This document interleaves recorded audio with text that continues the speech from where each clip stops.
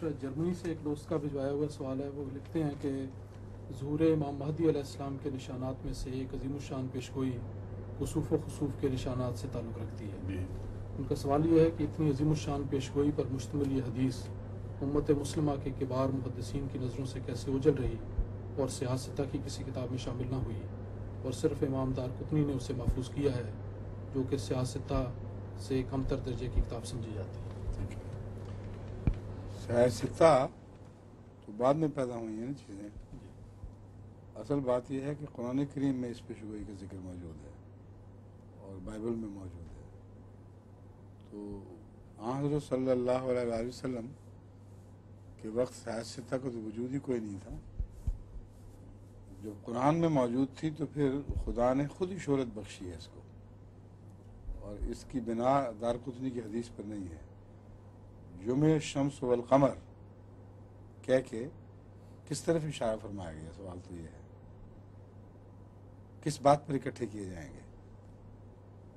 اب بائبل میں یہی بات موجود ہے کہ جب سورج اندھیرا ہو جائے گا اور چاند اندھیرا ہو جائے گا، ایک میں سے ایک، دونوں میں سے ایک، اور دوسرا اپنی روشنی دینا چھوڑ دے گا، تو وہ وقت ہے مسیح کے آنے کا.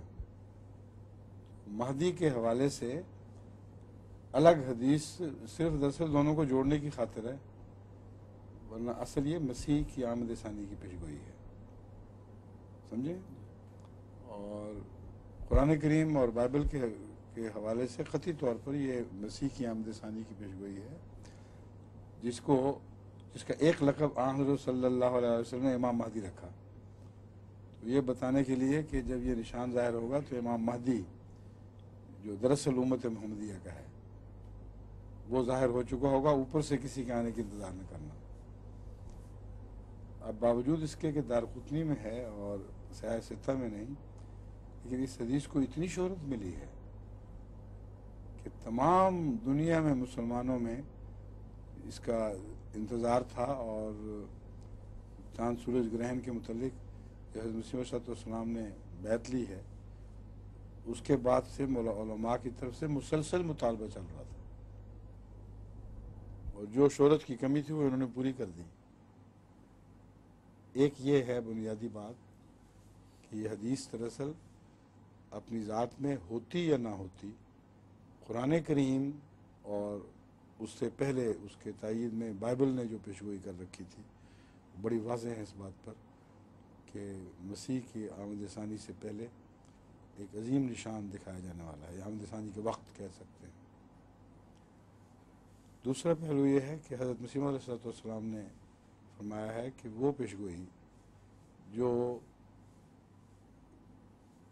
ایک زمانے کے مفتری کی حد سے باہر ہو. اگر پیشگوئی جھوٹی ہے تو بنانے والا مفتری ہے، یعنی افتراء کر رہا ہے اور جھوٹ بول رہا ہے. اس کا تصور اس کی حد سے باہر ہو اور ایسی مشکل بات وہ بنائے جو اس کے قبضے میں نہ ہو، یہ ناممکن بات ہے.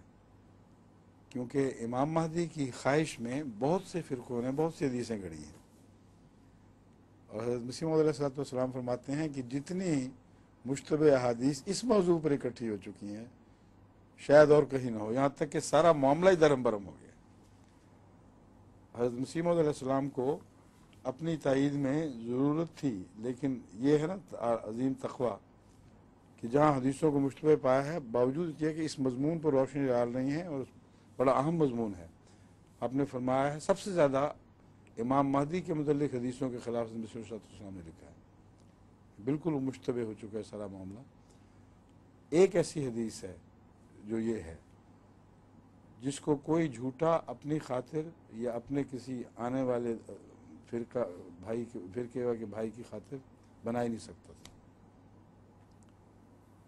کیونکہ نہ چاند پر اس کا اثر، نہ سورج پر اثر، اور مصیبت ڈال دیتا. اس لیے ہر مہدویت کے دعوے دار نے مسیح علیہ السلام سے پہلے دوسری حدیثوں کے سہارے لیے ہیں، اس کا حدیث کا ذکر تک نہیں کیا. عجیب بات ہے، یعنی اٹ اسٹینڈز آؤٹ. تو اس لیے اس کو جھوٹا کیسے کہیں گے؟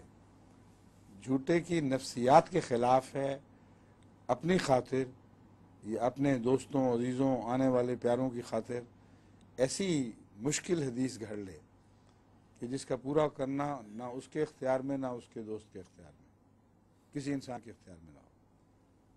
دوسرا پہلو حضرت مسیح علیہ السلام نے اٹھایا ہے کہ جب وہ حدیث پوری ہو گئی تو جس کی پیشگوئی پوری اس کو مفتری کیسے کہہ سکتے ہو؟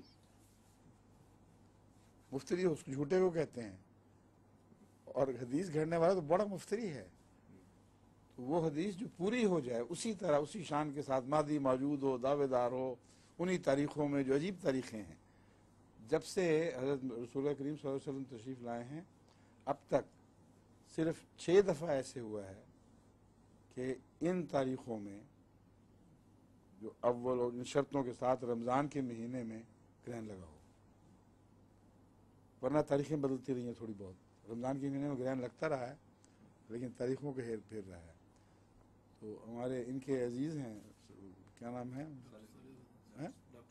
صالح محمد صاحب، آپ کے سمدھی ہیں؟ میرے وہ ہمزلف ہیں۔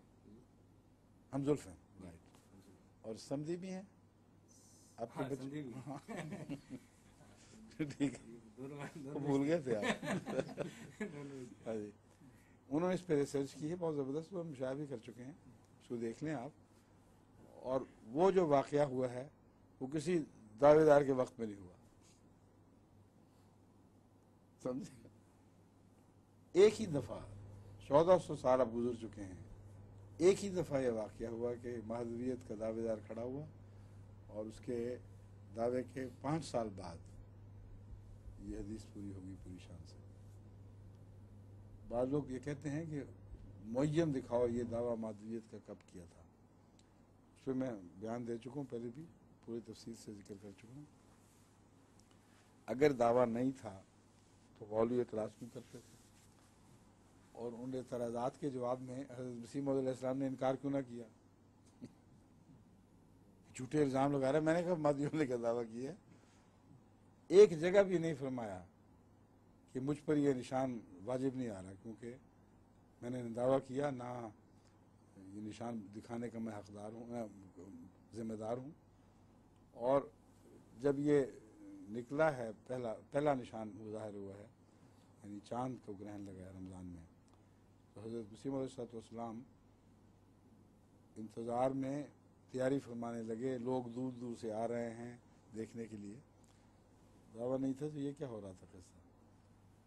اور جب آپ نے فرمایا نشان لگ گیا ہے تو علماء نے یہ نہیں کہا اس وقت، یہ اب کے علماء جھوٹ بول رہے ہیں، کسی نے نہیں کہا کہ گرہن لگا تو آپ کو کیا، آپ نے تو دعویٰ ہی نہیں کیا تھا، یہ کہا کہ نہیں لگا ہی نہیں، اس طرح کا نہیں لگا جس طرح ہم چاہتے ہیں۔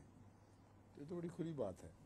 تو اتنے بڑے نشان کو جو اپنی صداقتیں ساتھ رکھتا ہو، چاند سورج کی طرح ایک آفاقی نشان ہو، اس کو دراصل حدیث کے سہارے کی ضرورت نہیں ہے، اس کو لیے قرآن اپنی ذات میں کافی تھا، مگر اس کے باوجود حدیث ایسی قطعی مل گئی جس کو جھوٹا کہنے والا جھوٹا ہے، کیونکہ نہ وہ مفتری بنا سکتا تھا، نہ مفتری کی خاطر خدا آسمان پر نشان دکھا سکتا تھا۔